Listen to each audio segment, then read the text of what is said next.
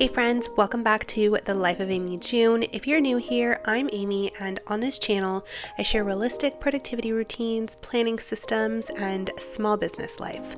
The kind that actually works in real life, not hustle culture perfection. And if you've been here for a while, you already know this. My planning routines are not about being busy. They're about staying grounded, reducing overwhelm, and creating structure that supports your life, not controls it. So today, I'm walking you through my weekly planning reset, exactly how I reset my week, clear the mental clutter, and set myself up to actually follow through without burning out. Grab a drink, your planner, or a notebook, and let's reset together.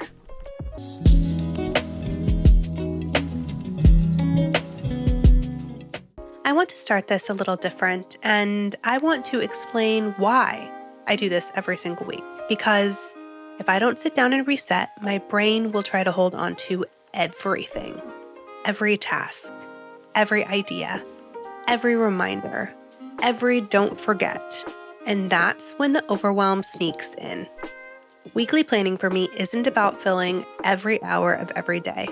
It's about asking, what actually matters this week? What can wait? What kind of energy do I realistically have? This reset is how I protect my focus, especially running multiple businesses, creating content, and still wanting a life outside of work.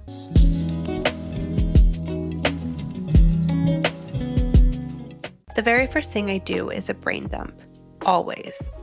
This does not go in my planner. This goes in a regular notebook, a Cambridge notebook to be exact. It's my favorite one. I'll link it down below. I dump out work tasks, personal tasks, appointments, deadlines, ideas, things I'm stressed out about, things I keep mentally repeating. You don't have to necessarily organize this yet, but I like to organize it as I go into different categories, as you see here. I just like to get it out and onto paper, but I do categorize it so that it is easier for me to look at and it's not just one big, long list. This step alone reduces so much mental noise for me, even just making the long list does, because once it's written down, my brain can finally breathe.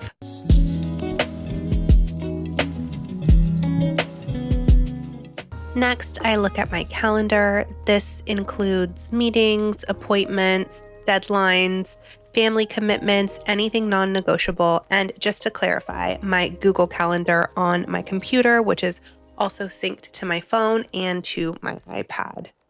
I don't plan around my to-do list. I plan around my real life first. This is where a lot of productivity systems fail. They ignore the fact that we're human beings with energy limits, responsibilities, and unpredictable days.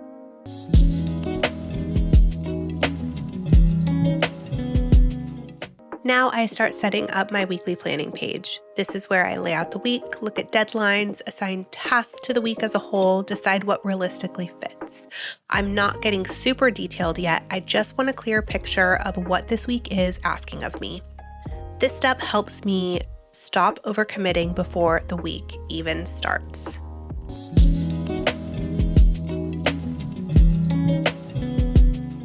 Next, I choose my top priorities for the entire week.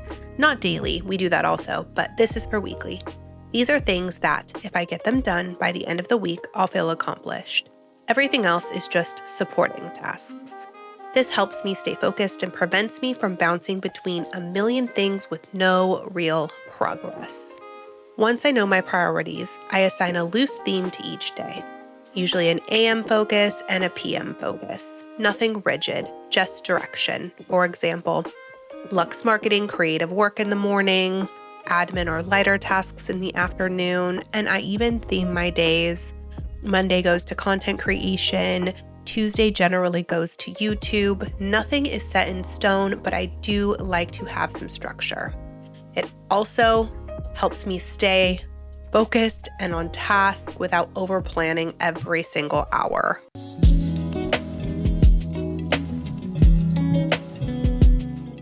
Now I set up my daily pages and I keep these very simple. I only write the day of the week, the date, and any time-sensitive tasks that will not move. This includes things like school drop-off, school pickup, sports, and set appointments. These are the anchors of my day. I don't need to overload my daily pages. I do my to-do list the night before and my top 3 main goal and my time block the morning of. They're just there to support and have a structure ready to go for the week.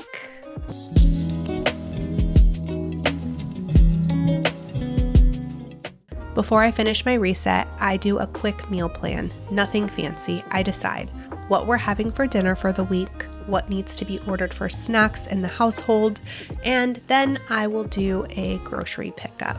This saves me so much mental energy during the week and cuts down on decision fatigue.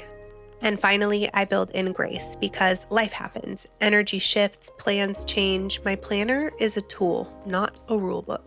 If something doesn't get done, I don't beat myself up anymore. I adjust, move things, and keep on going. That's how consistency actually works.